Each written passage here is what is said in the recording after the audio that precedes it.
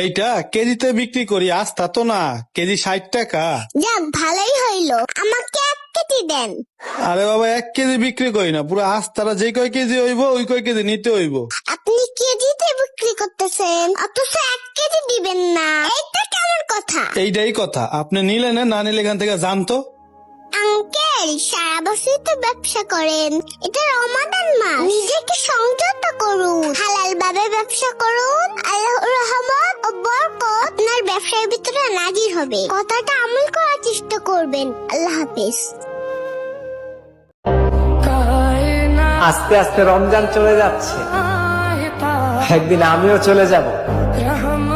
আপনার মনে যদি কখনো কষ্ট দিয়ে থাকি, আল্লাহর ওয়াস্তে কি ক্ষমা পাবো?